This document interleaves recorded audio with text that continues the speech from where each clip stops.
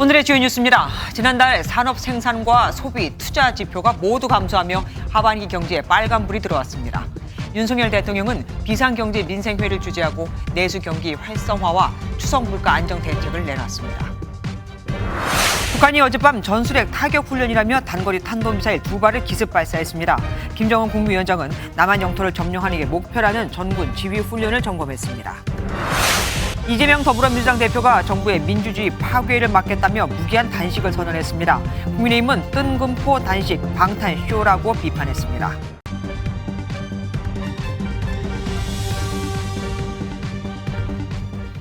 상저하고 경기가 상반기에는 저조하지만 하반기에는 회복할 것이라던 우리 정부의 예측이 빗나가는 걸까요? MBN이 올 초부터 하반기 경기 위기설을 집중 보도해드렸었는데 안타깝게도 그 우려가 현실로 나타나고 있습니다. 하반기의 시작인 지난달 생산과 소비 투자 모두가 줄어들었거든요. 특히 설비 투자가 많이 줄어서 앞으로의 전망도 어둡게 됐습니다. 첫 소식 안병욱 기자가 준비했습니다. 산업 활동을 보여주는 세 가지 지표가 한꺼번에 감소했습니다.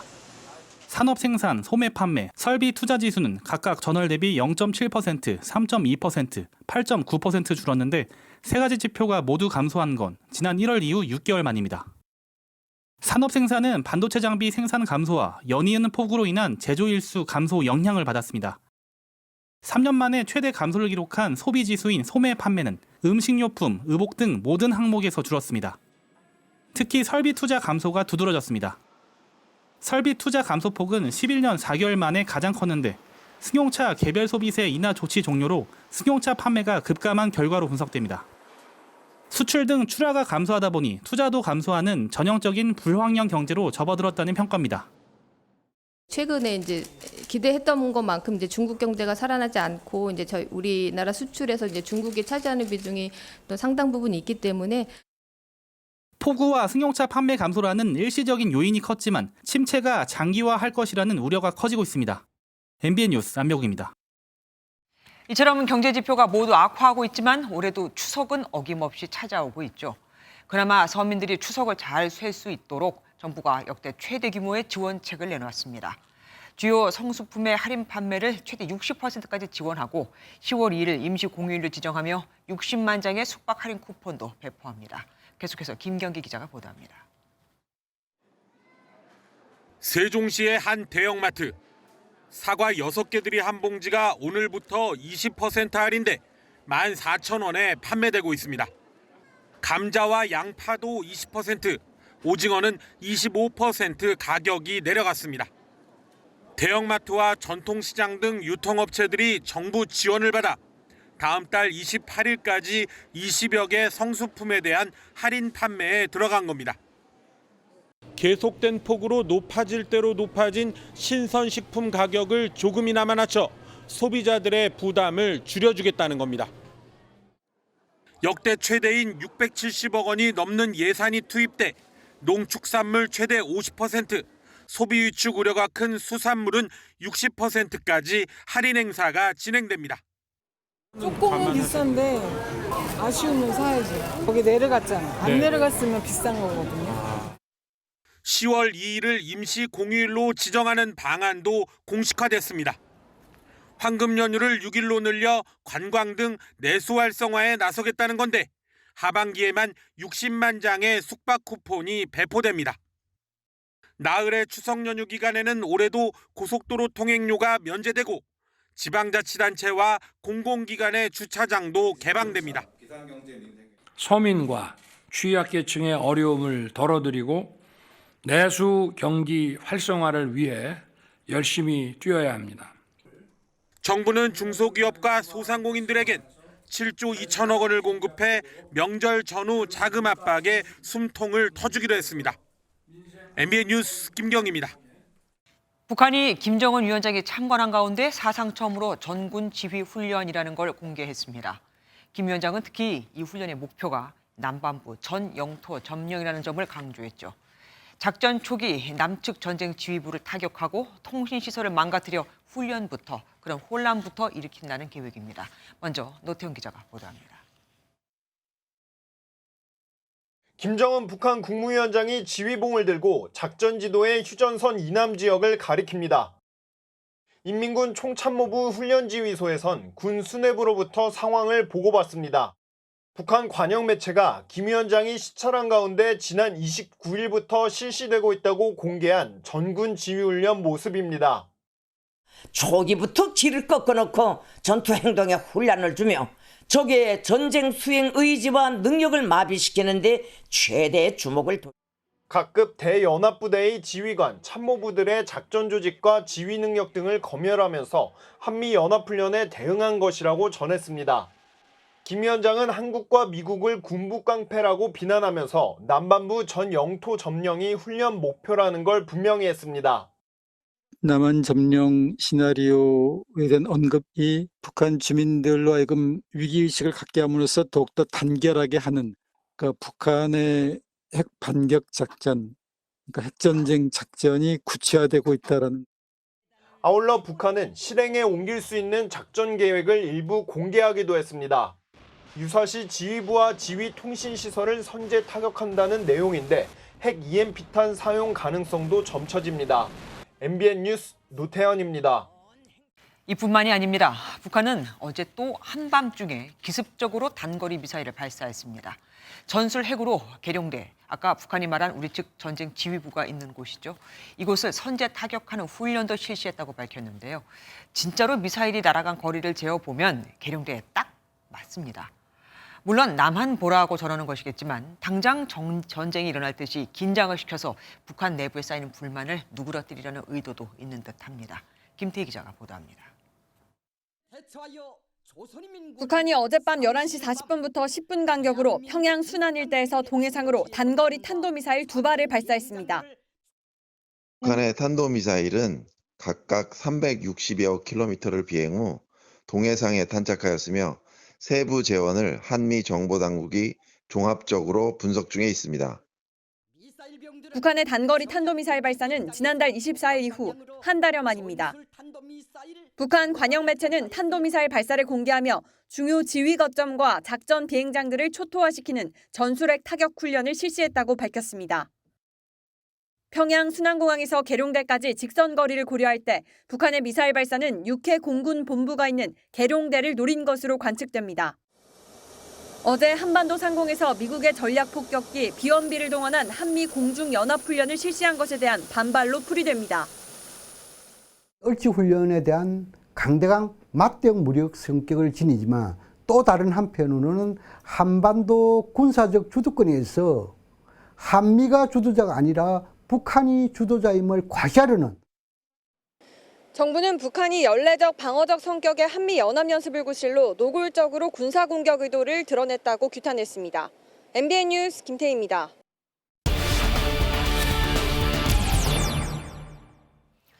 북한이 심야 탄도미사일 도발에 이어서 처음 전군 지휘 훈련 모습까지 공개하며 한반도 내 긴장을 또다시 고조시키고 있습니다.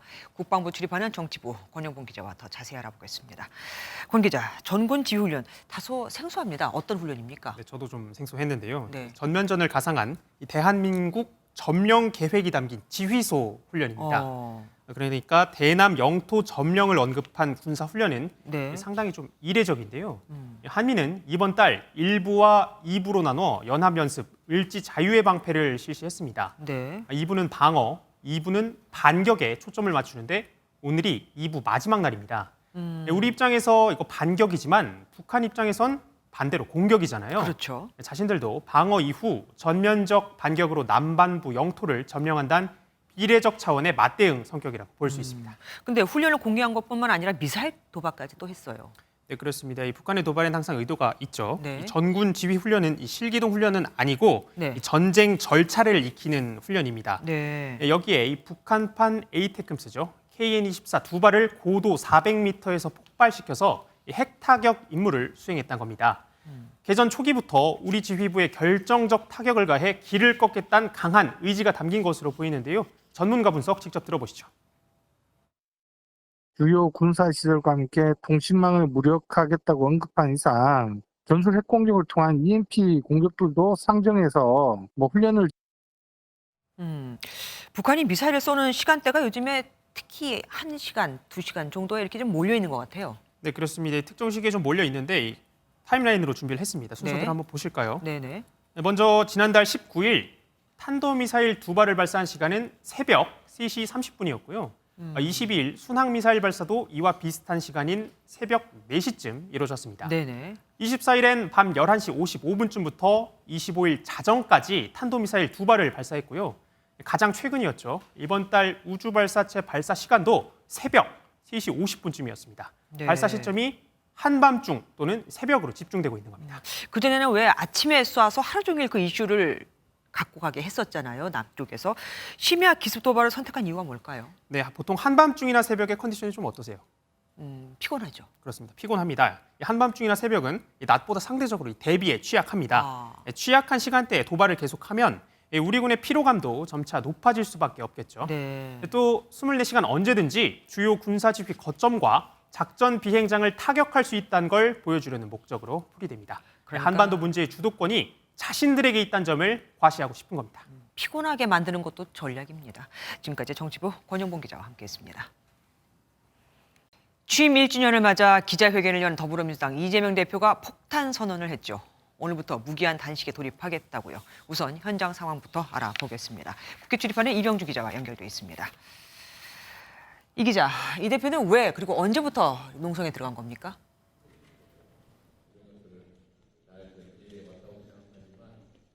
네, 더불어민주당 이재명 대표는 오늘 오전 있었던 취임 1주년 기자회견에서 단식 선언을 했습니다. 이 대표는 먼저 국민의 삶이 무너진 데는 본인의 책임이 가장 크다며 죄송하다고 말을 꺼냈는데요. 퇴행적 집권과 정권의 폭주를 막지 못했다며 윤석열 정권을 향한 국민 항쟁 벌이겠다는 주장 이어갔습니다. 사, 즉 생의 각오로 민주주의 파괴를 막아내겠습니다. 마지막 수단으로 오늘부터 무기한 단식을 시작합니다.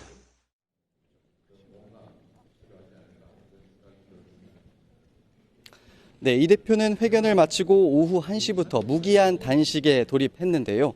국민의힘은 정기국회를 앞두고 알 수 없는 뜬금포 단식이라고 비난하면서 이 대표의 사법 리스크를 가리기 위한 수단 아니냐는 의심의 눈초리를 보냈습니다. 예, 그러니까 정확하게는 농성보다는 단식이라고 해야겠네요. 그럼 단식을 시작한 지 6시간 정도 지난 건데 이재명 대표 지금도 거기 있습니까?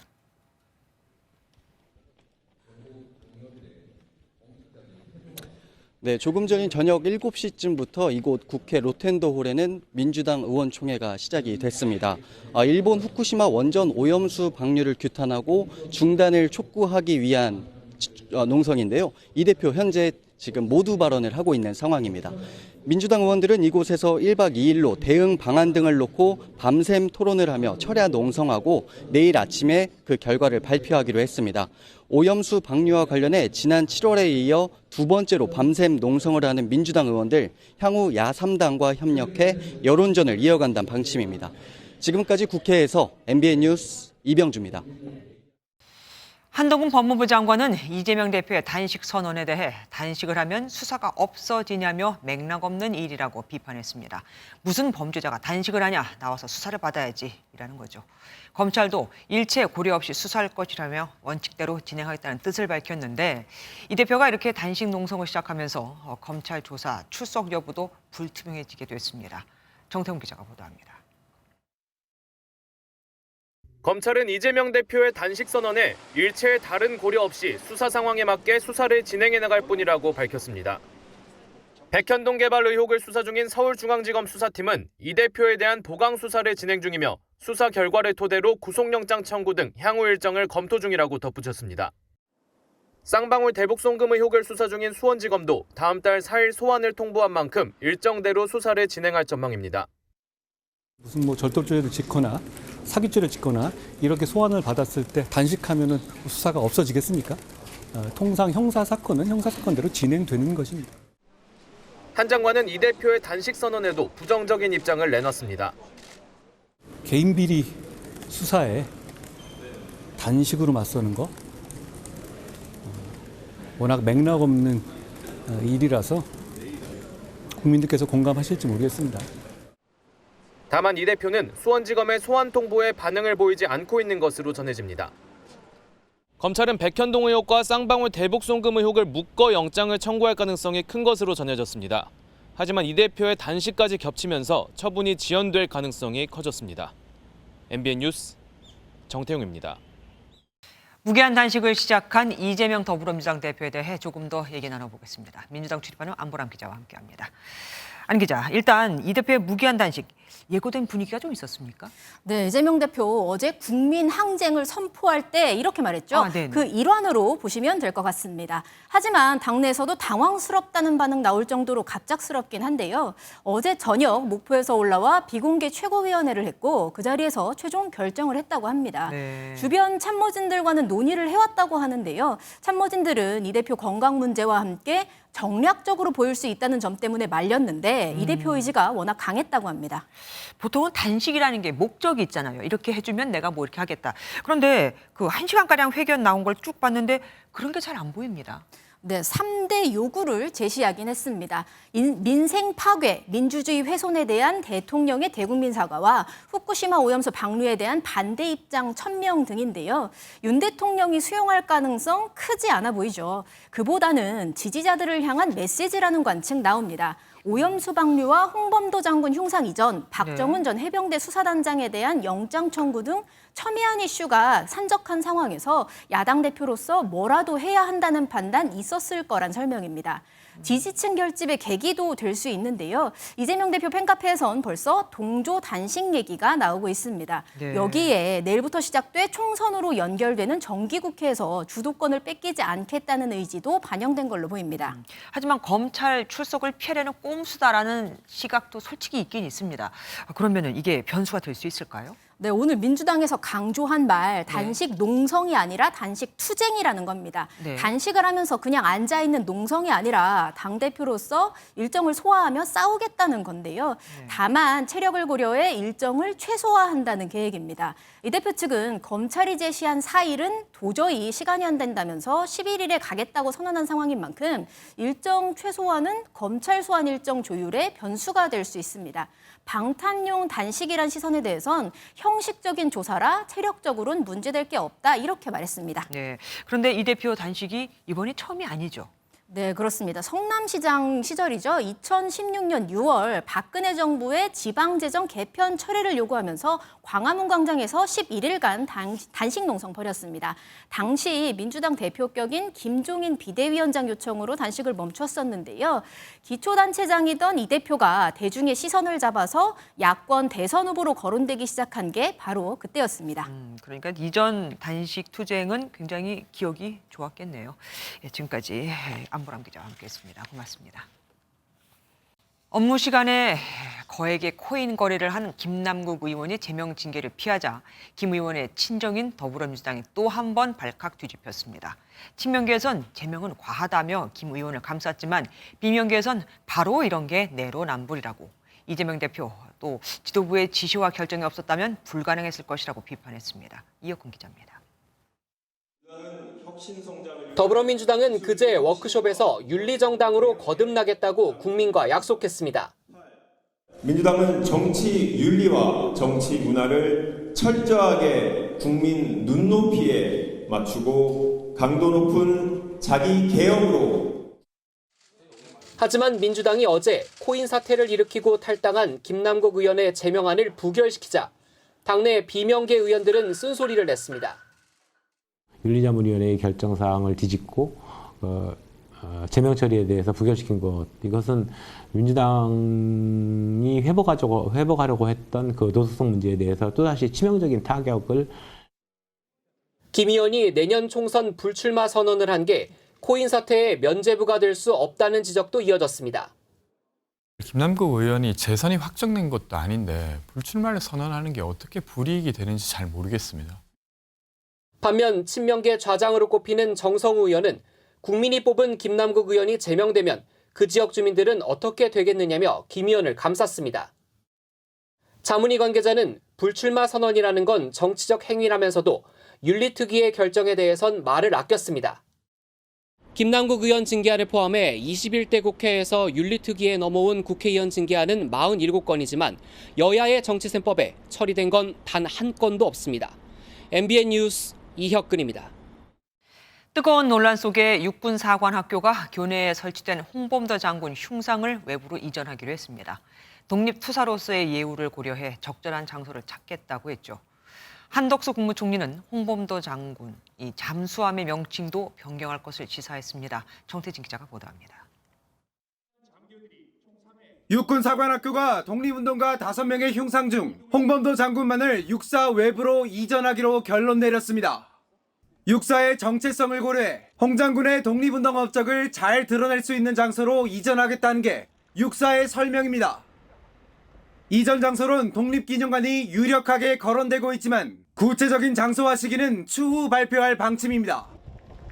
국회 예결위에 출석한 한덕수 총리는 잠수함인 홍범도함의 명칭 변경까지도 검토하고 있습니다.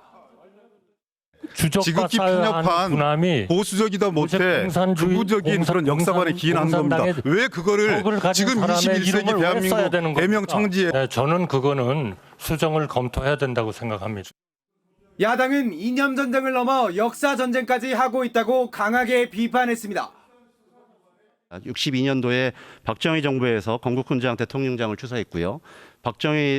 그리고 박근혜 정부에서는 해군의 홍범도함을 명명했습니다. 박정희 정부나 박근혜 정부도 좀 문제가 있다고 생각하시는 겁니까? 육사가 홍범도 흉상 이전을 최종 결정한 데 따라 국방부도 청사합 흉상에 대해 본격적인 논의에 들어갔습니다. MBN 뉴스 정태진입니다. 55년 전 아들을 버리고 떠난 80대 친모가 아들이 죽자 사망보험금을 받겠다고 갑자기 나타났죠. 보험금을 딸과 나누라는 법원의 중재안마저 거부하고 아들의 적금과 집까지 모조리 다 가져갔는데 1심에 이어 2심 법원도 친모의 손을 들어줬습니다. 관련 법안은 아직도 국회에 잠들어 있습니다. 박상호 기자입니다. 2021년 1월 거제 앞바다에서 300톤급 어선이 폭풍우를 만나 침몰했습니다. 당시 실종된 선원 중 한 명인 김종환 씨는 결국 1년 뒤 사망한 것으로 간주됐습니다. 김 씨 앞으로 보험금과 합의금이 3억 원 정도 나왔습니다. 김 씨에겐 사실혼 관계인 배우자와 3살 많은 친누나 김종선 씨가 있었습니다. 그런데 김 씨가 3살 무렵 집을 나갔던 80대 친모가 55년 만에 나타나 보험금을 모두 타가려 하자 가족 간 법정 다툼이 시작됐습니다. 상속 1순위는 사실혼 배우자였지만 사실혼 관계가 재판에서 입증되지 않아 사실상 2순위인 친모와 3순위인 누나 사이에 소송전이 벌어진 겁니다. 55년 만에 가족 정면에서 저희들 올렸어요. 빚만 있었으면 안 왔죠. 이 사람들은 올 사람들 아닙니다. 결론은 1심과 2심 모두 친모가 이겼습니다. 친모는 보험금의 일부인 1억 원을 딸에게 지급하라는 법원의 중재안마저 거부했습니다. 그러면서 숨진 아들의 적금과 집까지 모조리 가져갔습니다. 2살 때 버린 그 부모를 인정을 해준다는 거는 저는 믿지를 못하겠습니다. 이게 말이 안 되는 법입니다. 어떻게 이런 판결이 나와요? 어떻게요? 양육 의무를 지키지 않은 부모의 재산 상속을 금지하는 이른바 구하라법은 3년이 지나도록 국회 문턱을 넘지 못하고 있습니다. 김 씨의 누나는 울분을 삼키며 대법원의 최종 판결을 받아보겠다고 했습니다. MBN 뉴스 박상호입니다. 태어난 지 일주일 된 딸을 암매장한 친모가 지난 7월 범행 7년 만에 경찰에 붙잡혔죠. 오늘 첫 재판이 열렸는데 친모가 당시 11살이던 아들이 보는 앞에서 범행을 저질렀다고 뒤늦게 인정했습니다. 두 아이 모두에게 몹쓸 짓, 해선 안 될 짓을 한 겁니다. 노수원 기자가 보도합니다. 지난 7월 태어난 지 일주일 된 딸을 텃밭에 안매장한 혐의로 범행 7년 만에 체포된 친모가 영장심사를 받으러 가는 모습입니다. 7년 전 11살이던 아들이 범행을 현장에서 지켜봐 경찰이 정서적 학대 혐의를 두었지만 친모는 이를 부인했습니다. 아들 앞에서 범행 저지르셨나요? 아들 앞에서는 안 했습니다. 하지만 법정에선 뒤늦게 사실을 인정했습니다. 오늘 열린 첫 재판에서 판사가 그동안 아들은 매장 장면을 보지 못했다고 했다. 이 법정에선 인정하느냐라고 묻자 그렇다고 답했습니다. 수사 초기엔 아들이 현장에 없었다고 한 친모는 구속 이후 경찰에서 아이를 혼자 둘 수 없어 데리고 갔다고 진술했습니다. 무슨 일인지 모르고 따라간 아들은 친모의 범행 전 과정을 지켜본 것으로 전해졌습니다. 친모는 경제적으로 어려워 범행을 저질렀다고 털어놨습니다. 처음엔 아기가 숨진 다음 안매장했다고 말해 시신 유기 혐의로 체포됐지만 나중에 직접 살해했다고 털어놔 살인 혐의로 재판에 넘겨졌습니다. MBN 뉴스 노승환입니다. 지난 5월 서울 시흥동에서 데이트 폭력 혐의로 붙잡혔다가 집에 가는 척하면서 나와서는 다시 전 여자친구를 찾아가 살해한 남성이 있었습니다. 그가 1심에서 무기징역을 선고받았습니다. 재판 과정에서 사형을 선고해달라고 했지만 법원은 받아들이지 않았습니다. 신영빈 기자가 보도합니다. 지난 5월 지하주차장에서 40대 여성을 흉기로 여러 차례 찔러 살해한 30대 남성 김모 씨. 범행 당일 새벽 피해자가 전 연인인 김 씨에게 폭행당했다며 경찰에 신고했는데 이에 앙심을 품고 경찰 조사를 마치고 나온 피해자를 살해한 겁니다. 흉기 미리 챙겼던데 범행 계획한 겁니까? 그러고 싶지 않았어. 피해자 가족들한테 미안한 마음은 안 드세요? 평생 지키고 살겠습니다. 1심 법원은 보복살인 등의 혐의로 기소된 김 씨에게 무기징역을 선고하고 30년간 위치 추적 전자장치를 부착할 것 등을 명령했습니다. 재판부는 계획적으로 살인을 저질렀고 범행이 잔혹한 만큼 사회에서 영원히 격리할 필요가 있다고 양형 이유를 설명했습니다. 범행 사흘 전 인터넷으로 살인을 검색했고 피해자가 흉기에 찔린 뒤 상당 시간 살아있으며 고통 속에 사망한 점 등을 지적했습니다. 김 씨는 앞선 결심 공판에서 죄인이 나라의 세금으로 생활하는 게 맞냐며 최근 이어지는 흉악범죄 등이 다시 일어나지 않게 사형을 내려달라고 말했습니다. 재판부도 이를 언급하면서 사형은 생명을 박탈하는 극히 예외적인 형벌인 만큼 사형 선고가 정당화될 수 있는 사정이 있다고 보긴 어렵다고 설명했습니다. MBN 뉴스 신영빈입니다. 차량을 절도한 혐의로 보호 처분을 받은 중학생들이 또 차량을 훔쳐 타고 다니다 붙잡혔습니다. 아이들이 운전하고 다닌다는 여러 번의 신고와 도주로를 막아준 트럭 운전자 덕분이었죠. 강진우 기자가 보도합니다. 경찰차가 하얀색 승용차를 추적합니다. 신호등에 막힌 승용차. 경찰이 차문을 두드리며 하차할 것을 요구하지만 또다시 도주를 시도합니다. 바로 그때 옆 차선에 있던 트럭이 차선을 바꿔 승용차를 막아서자 적재함에 부딪힌 승용차가 크게 들썩이다 멈춰섰고 경찰은 3단봉으로 앞창문을 깹니다. 신호가 바뀌었어요. 바뀌고 그 앞차에 있던 K5가 출발을 하고 저는 직감적으로 안 되겠다. 이 차 도망갈 것 같아 해갖고 오른쪽으로 K5 빠진 쪽에 차를 붙이니까. 차량은 같은 날 새벽에 절도된 것이었고 운전자를 포함해 3명은 10대 중학생들이었습니다. 10대들은 훔친 차량을 이용해 경남 통영에서 이곳 경남 김해까지 85km를 무면허 운전했습니다. 특히 이들 중 2명은 이미 차량 절도와 무면허 운전을 한 혐의 등으로 보호 처분을 받고 있는 상태였습니다. 경찰관들이 쫓아와서 무서워서 도주를 했다고는 했고 차량 절도 관련해서는 단지 차가 타고 싶어서 차를 탔다고 이제 저희한테는 그렇게 진술을 일단 했습니다. 수차례 범행을 저지른 10대 중 1명을 구속한 경찰은 검거에 도움을 준 트럭 운전자에게 감사패와 포상금을 지급할 계획입니다. MBN 뉴스 강진우입니다. 어제 경기도 평택에서 환전소를 턴 외국인 강도 일당 2명 중 1명이 붙잡혔습니다. 바로 공항에서 말입니다. 그런데 다른 1명은 이미 해외로 출국해버린 상태였습니다. 범행 4시간 40분 만에 떠났다네요. 장진철 기자가 보도합니다. 얼굴을 가린 채 급하게 차를 타고 도망간 남성 2명. 어제 경기 평택의 한 환전소에서 현금 8,000달러, 우리 돈 1,000만 원을 훔친 타자키스탄 국적의 외국인 강도 일당입니다. 경찰이 추적에 나섰고 2명 중 1명은 9시간 만인 오늘 새벽 1시 40분쯤 인천공항에서 붙잡혔습니다. 출국 대기 중이었습니다. 그런데 다른 1명은 어제 오후 4시 35분쯤 인천공항을 통해 우즈베키스탄으로 도주한 것으로 확인됐습니다.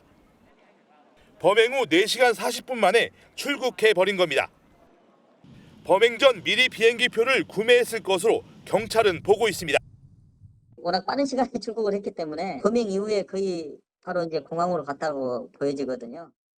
경찰은 이들의 출국을 도운 같은 국적의 3명을 범인 도피 등의 혐의로 오늘 아침 인천공항에서 긴급 체포했습니다. 이들은 1년 전쯤 국내로 들어와 있었는데 미리 범행을 계획하고 입국했는지는 아직 밝혀지지 않았습니다. 경찰은 잡힌 범인을 상대로 자세한 경위 등을 조사하는 동시에 도피한 외국인에 대해서는 인터폴 공조를 통해 행방을 쫓고 있습니다. MBN 뉴스 장진철입니다. 가해자보다 불쌍하게 세상을 떠난 딸을 더 기억해 주십시오. 분당 흉기 난동범 최원종이 몰던 차량에 치여 숨진 무고한 희생자 고 김혜빈 씨의 발인이 엄수됐습니다. 무남 동료 하나밖에 없는 딸을 먼저 보낸 부모의 가슴은 찢어졌고 김 씨가 다니던 학교에선 추모의 행렬이 이어졌습니다. 이재호 기자입니다. 고 김혜빈 씨의 영정과 관이 운구 차량에 실립니다. 사랑하는 딸을 먼저 떠나보내야 하는 어머니는 쓰러져 목 놓아 울기만 합니다. 나 애들이랑 같이 갈 거야. 자식을 지키지 못했다는 마음에 아버지도 무너져 내립니다. 아빠가 지켜주지 못해서 미안하다. 어렸을 때 좋아하는 가장과 아빠가 불러줄게. 분당 서현역 흉기 난동범 최원종이 몰던 차에 치여 뇌사 상태로 있다 끝내 숨을 거둔 고 김혜빈 씨에 대한 발인이 엄수됐습니다. 김 씨가 다니던 학교에서도 추모 행렬이 이어졌습니다. 학우들은 작은 쪽지에 저마다 마음을 담아 안타까움을 전했습니다. 당하고 싶지 않던 사고였음에도 불구하고 피해는 오롯이 유가족분들이 감당해야 되는 게 조금 안타깝게 느껴지고요. 여러모로 방안이 필요할 것 같다고 생각합니다. 건국대 예술디자인대학 학생회는 서명운동을 시작하며 범죄 피해자를 위한 대책 마련을 촉구하기도 했습니다. 예고 없던 가해자의 공격으로 갑작스럽게 세상을 떠난 고 김혜빈 씨는 우리 사회에 중요한 숙제를 남기고 영면에 들었습니다. MBN 뉴스 이조입니다. 이렇듯 흉악범죄가 늘면서 정부와 국회가 가석방 없는 종신형을 도입하자고 한 목소리를 냈죠.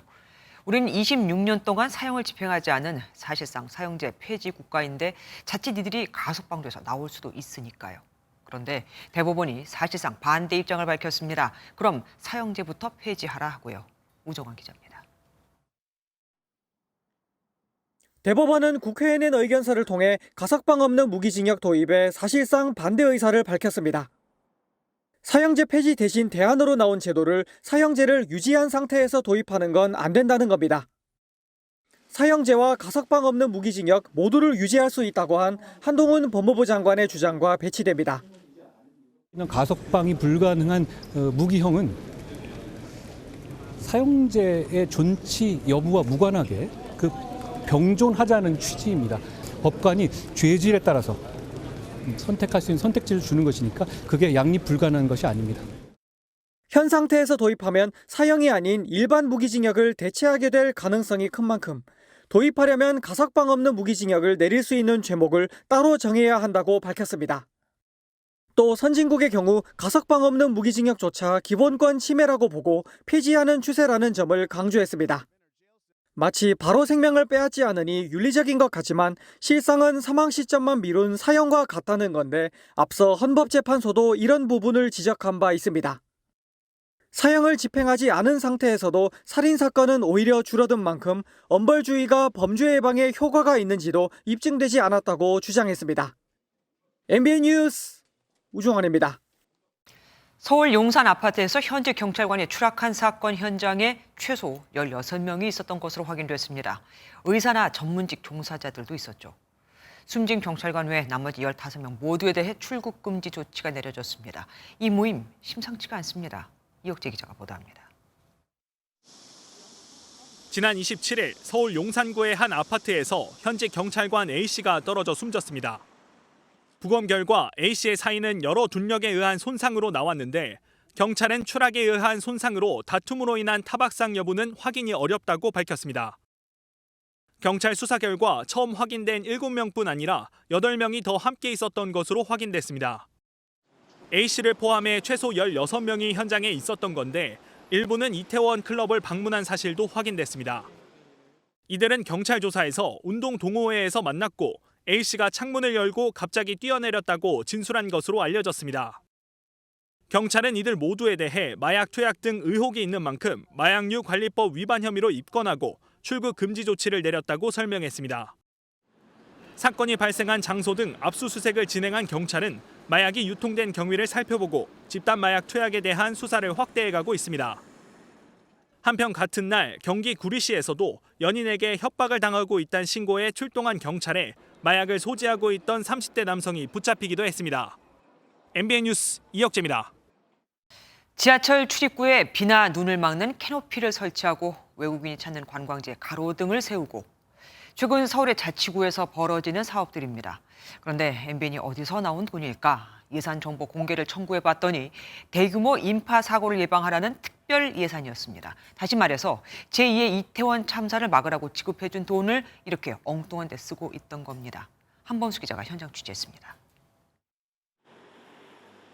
서울 강서구 발산역입니다. 출입구 위에 유리 가리개인 캐노피가 설치되고 있습니다. 들어간 공사비는 4억 원.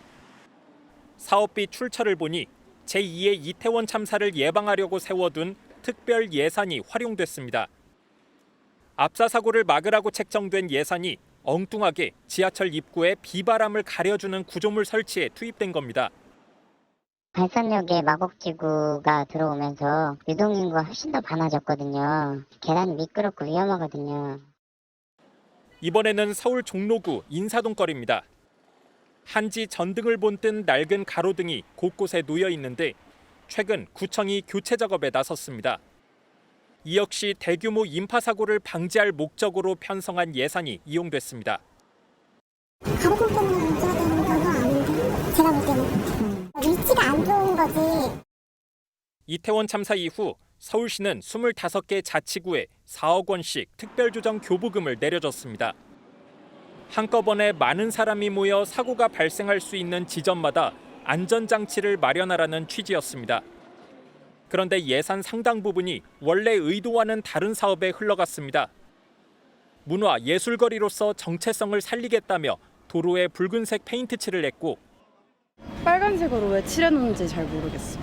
이게 있다고 해서 막 사고가 예방이 되고 그러진 않을 것 같아요. 자전거 도로와 인도 위치를 맞바꾸거나 인적이 드문 골목 편의시설을 보강하는 데 돈이 사용됐습니다. 골목을 따라 보행자 계단이 있습니다. 지금 보수공사를 준비하고 있는데요. 여기에도 서울시가 내려준 특별 예산이 들어갔습니다. 예산을 떼어준 방식에도 문제가 있었습니다.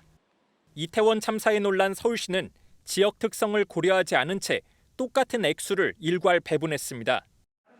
일부 자치구는 원래 취지대로 인구 밀집도를 실시간 분석해주는 지능형 CCTV를 도입했지만 사용처를 찾지 못한 지자체는 그저 지역 사업을 하는데 보탰을 수밖에 없었습니다. 아직까지는 특별히 목적을 벗어나거나 이런 부분들이 있지는 않은데 만약에 이제 그런 부분이 있다고 하면 내부적으로 논의를 좀 해서 조치상을 마련해야 됩니다. 안타까운 참사를 반복하지 말자는 반성의 목소리가 공연불에 그치지 않도록 구체적인 실천이 중요해 보입니다. MBN 뉴스 한범수입니다. 붕괴된 광주 아이파크 아파트만 보더라도 콘크리트의 품질은 참 중요합니다.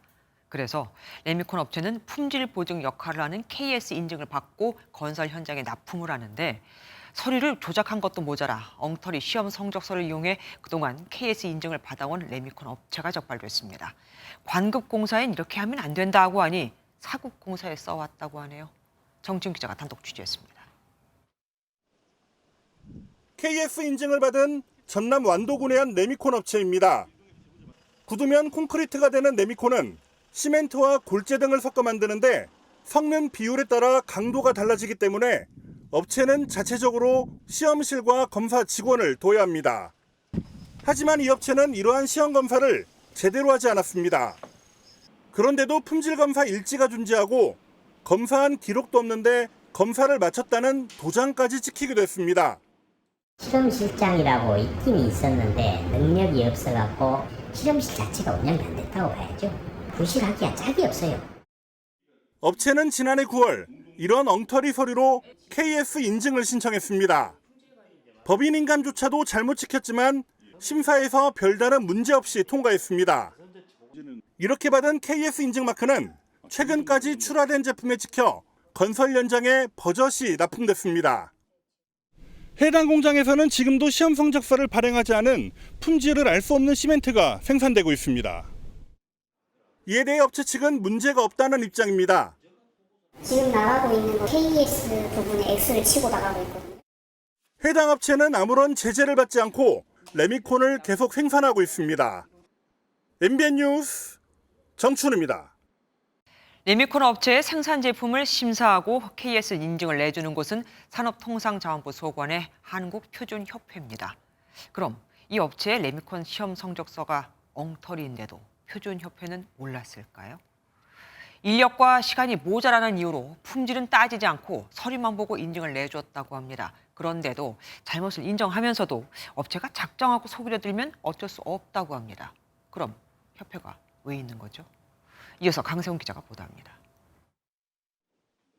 한국표준협회는 지난해 11월 KS 인증 심사를 위해 완도 레미콘 업체를 방문했습니다. 그런데 제품 시험실은 가동되는지, 콘크리트 배합은 잘 됐는지 등은 따지지 않고 서류만 보고 인증을 내줬습니다. 현장 심사는 하루가 채 걸리지 않았습니다. 이유는 더 황당합니다.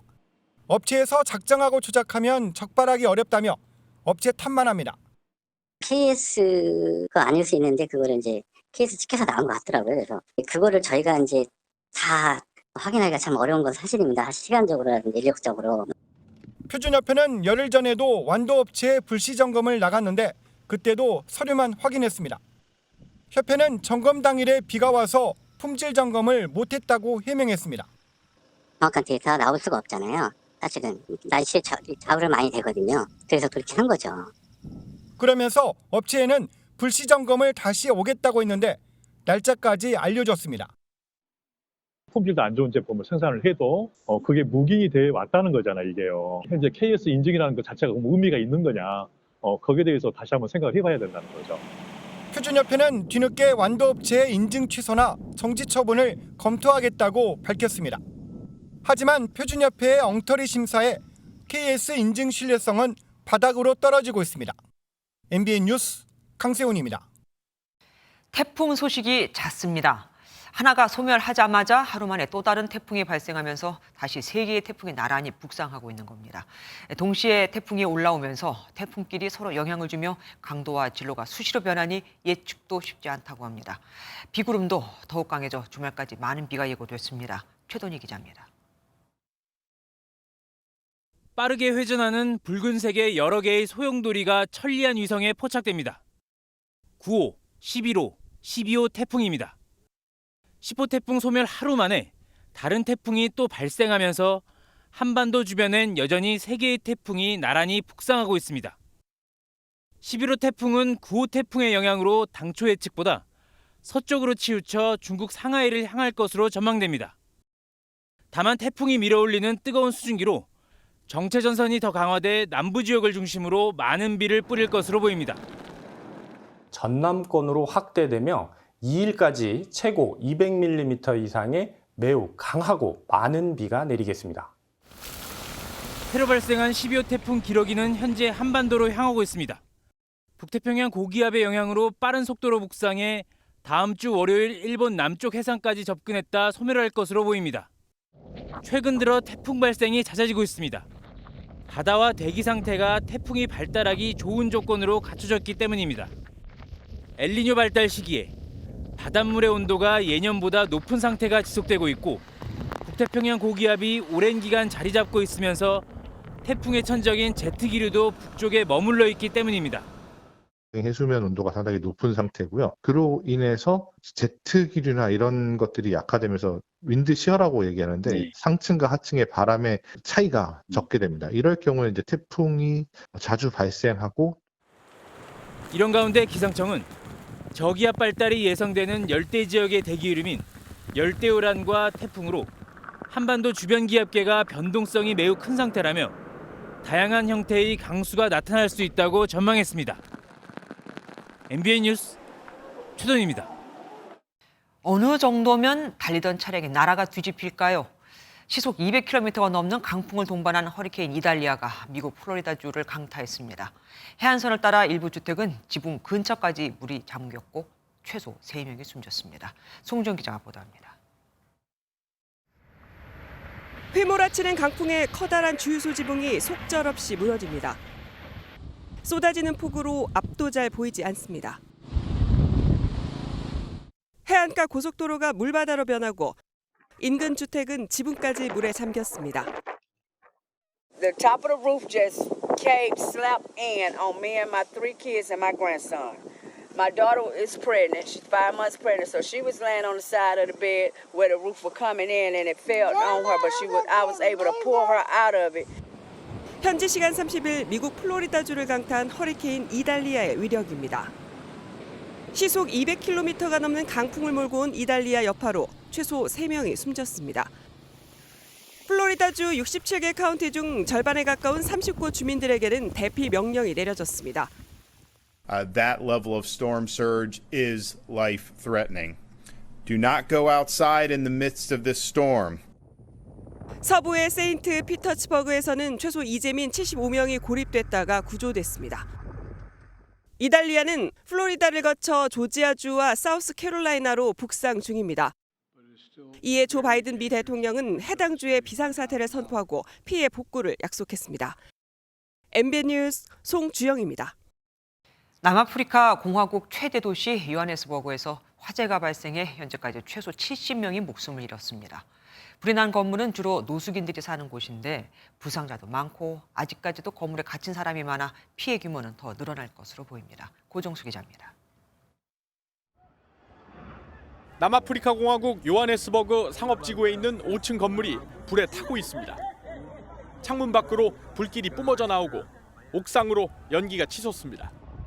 외신에 따르면 현지 구조당국은 원인 미상의 화재가 새벽에 일어나 어린이 1명을 포함해 70명 이상이 숨졌다고 밝혔습니다.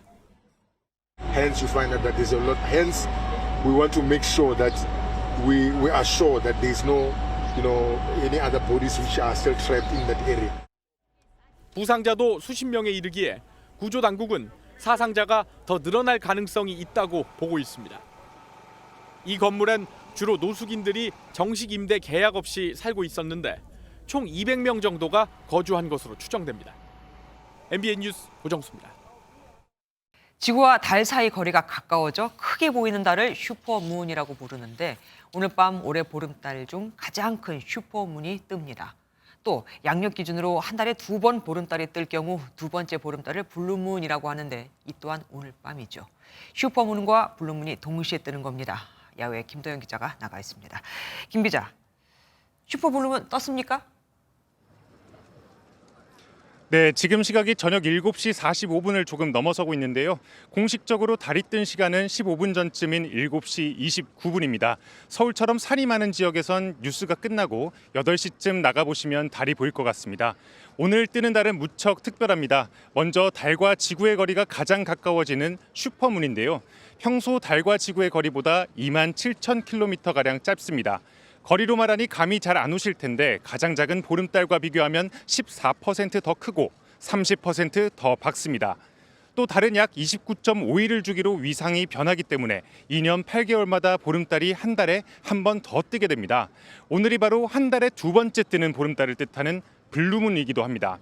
블루문과 슈퍼문이 겹치는 건 보기 드문 특별한 천문 현상이다 보니 한강공원에도 특별한 달을 보려는 많은 시민이 몰렸습니다. 오늘 슈퍼블루문을 놓치시면 14년 뒤인 2037년 1월 31일에나 만나볼 수 있습니다. 슈퍼블루문 뜬다고 해가지고 가서 달도 보고 오자 하고 친구랑 왔어요. 이번에 못 보면 14년 뒤에 봐야 된대서 다음에 20살 넘어서 올 순 없지 않냐. 특히 오늘은 토성도 맨눈으로 볼 수 있다고 합니다. 달의 오른쪽에서 관측될 텐데 오늘 하늘도 맑은 만큼 대부분 지역에서 직접 눈으로 확인해 보셔도 좋을 것 같습니다. 지금까지 MBN 뉴스 김도영입니다. 교실에서 사망한 서울 초등학교 교사의 유가족들이 순직을 신청했습니다. 경찰 수사에선 사망과 업무의 연관성을 찾지 못했다고 나온 만큼 이 부분이 쟁점이 될 것으로 보이는데 나흘 뒤 고인의 49제 때 교사들의 집단 행동은 취소되는 듯 보이죠. 하지만 교사들이 다른 날 다른 시간에 다시 집단 행동을 예고해 교육계 갈등이 극에 달하고 있습니다. 박유영 기자가 취재했습니다. 서희초 교사 사망 한 달 반 만에 유가족이 순직을 인정해달라고 교육청에 요청했습니다. 선생님이 감당하기에는 이 사회적 짐이 저는 너무 무거웠다고 보고 이번에도 순직이 인정이 안 된다면 어떤 경우에 순직이 인정될 수 있을까? 경찰은 학부모 갑질을 확인하지 못했다고 밝혔지만 유가족 측은 공무와 사망의 연관성이 관건인 순직과 범죄 혐의를 찾는 수사는 별개라고 강조했습니다. 유가족 측은 특히 고인이 생애 마침표를 찍은 장소로 학교를 택한 점도 순직 신청에 고려했다고 설명했습니다. 서희초 사건을 계기로 마련된 학생 지도 고시안이 당장 내일부터 적용되는 등 학교 현장이 변화의 기로에 있지만 공교육 멈춤의 날을 놓고 교육계가 판판이 갈라진 모습입니다. 교육부의 엄정 단속 경고에 학교장들은 9월 4일 재량 휴업일 지정을 속속 취소하고 있습니다. 회의를 해가지고 철회하기로 결정이 났어요. 정상 수업이기 때문에 다 철회한 걸로 알고 있거든요. 전면 취소됐던 구사 집회는 다른 운영팀이 다시 추진하고 있는데 이를 놓고 교사 내부에서도 찬반이 갈리는 상황. 학부모들도 한쪽에선 휴업 찬성 교육감들을 고발하는가 하면 다른 한쪽에선 교사 지지 선언 서명 운동을 벌이며 갑론을박이 한창입니다. 교사들은 구사 집회와 별개로 모레 국회 앞에서 7차 주말 집회를 열고 다시 한번 아동학대 면책법 등을 촉구할 계획입니다. MBN 뉴스 박영입니다.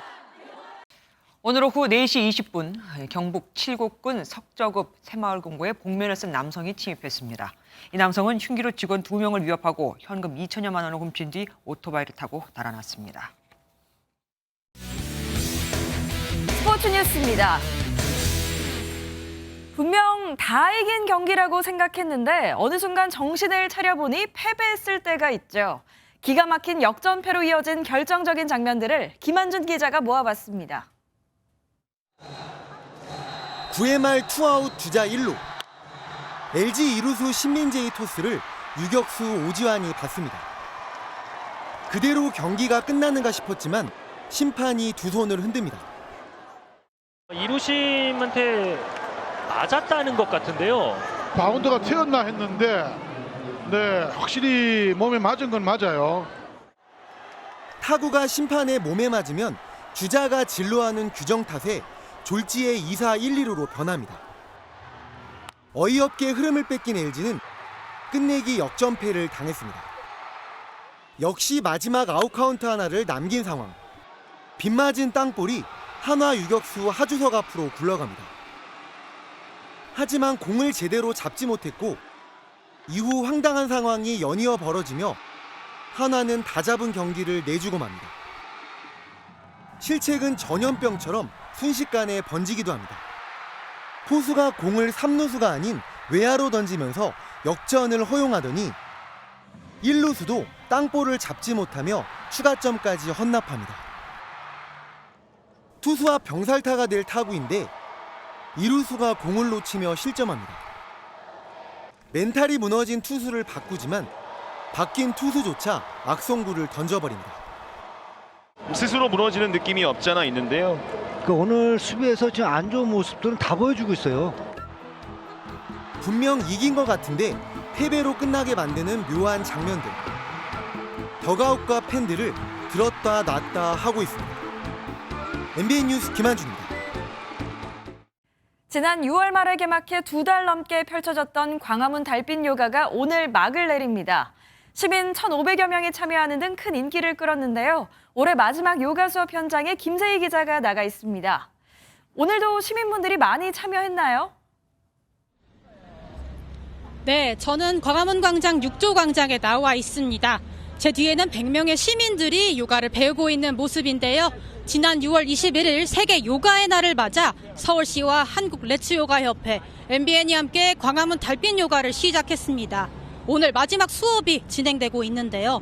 달빛 요가는 누구나 매트만 가지고 나온다면 광장에서 요가를 할 수 있는 생활 속 K-요가를 선보였습니다.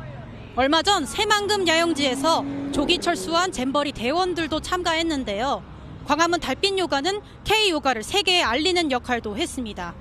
달빛 요가는 처음에 한 회당 100명씩 모두 20회를 계획했는데 비로 취소된 회차가 있었지만 8월에 수업을 추가해 총 16회를 진행했고 시민 1,500명이 참여했습니다. 배우는 시민들도 가르치는 강사들도 이렇게 탁 트인 광장에서 요가를 하는 특별한 경험을 통해 저마다 여름밤의 추억을 만들었습니다. 광화문 광장에서 누워서 하늘을 바라보며 공간이 주는 특별함이 있었던 경험이었던 것 같습니다. 많은 시민분들이랑 같이 요가를 즐길 수 있는 이런 행사가 더 많아졌으면 좋겠고 2023 광화문 달빛 요가는 내년을 기약하며 잠시 뒤 막을 내립니다. 하지만 시민들이 함께 요가를 하며 몸과 마음의 건강을 다스리던 행복한 기억은 광장에 고스란히 남게 됩니다. 지금까지 광화문 달빛 요가 현장에서 MBN 뉴스 김세희입니다. 오늘 서울을 비롯한 중부지방으로는 다시 맑은 하늘이 드러났습니다. 밤까지는 영남 지역에 가끔 비가 내리다가 내일은 다시 남부지방에 강하고 많은 비가 내리겠는데요. 특히 남해안에 따라서는 시간당 30에서 60mm의 국지성 호우가 예상돼 주의하셔야겠습니다. 예상 강수량은 경상권 해안에 따라서 200mm 이상, 그 밖에 경상 지역에 50에서 많게는 150mm, 전남 남해안에 100mm 이상, 그 밖에 호남 지역으로는 적게는 5에서 많게는 80mm가 예상됩니다. 내일 중부지방은 맑은 하늘이 드러나면서 자외선 지수가 매우 높겠고요. 남부는 종일 흐리겠습니다. 내일 중부지방 낮 기온은 서울과 춘천이 30도, 남부지방은 목포가 31도, 부산 27도 등으로 오늘보다 1에서 3도가량 높겠습니다. 주말인 일요일에는 다시 전국적으로 비가 내리겠고요. 다음 주 초까지 곳곳에 비 소식이 잦을 전망입니다. 내주셨습니다. 안녕하세요. 김주하입니다. 공정하고 신속한 MBN 뉴스, 유튜브를 통해서도 만나보실 수 있습니다. 특히 더 많은 뉴스와 라이브를 보고 싶으시다면 오른쪽을 눌러서 구독하시면 됩니다. 어렵지 않죠? 빠르고 정확한 뉴스로 계속 찾아뵙겠습니다. MBN 뉴스를 시청해주신 여러분 고맙습니다.